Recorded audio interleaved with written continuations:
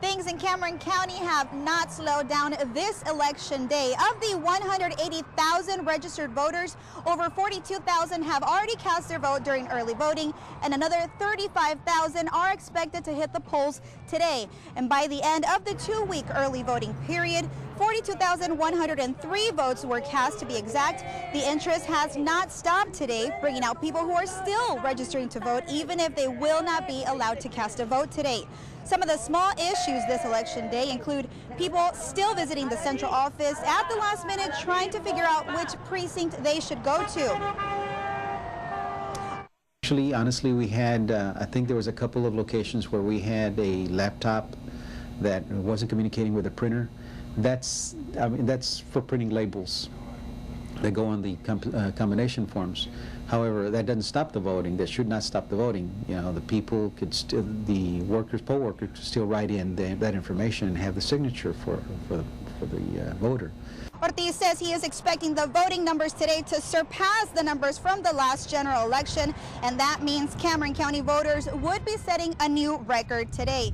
There are currently 83 precincts open for voting, and they will be open till 7 p.m. Ortiz tells us any voter who is in line by 7 p.m. will be allowed to cast their vote.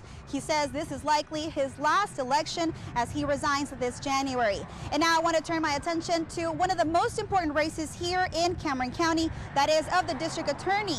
Mr. Villalobos will be ending his term at the end of this year, and I want to bring in the Republican candidate, Mr. Chuck Manningley. Chuck, thank you for joining us today this election day. Tell us how things are looking so far for you today.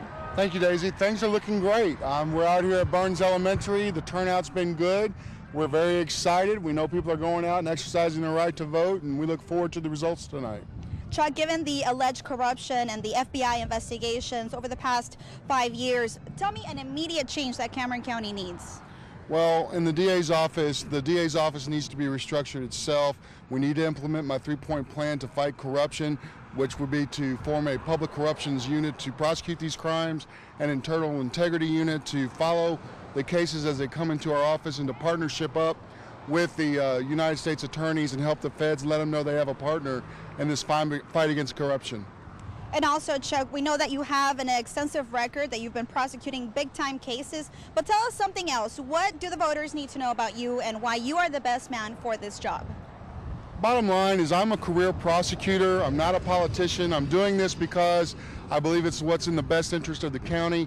My family lives here. My 4 boys grow up and live here, and I want them to grow up in a county that they can be proud and safe to live in.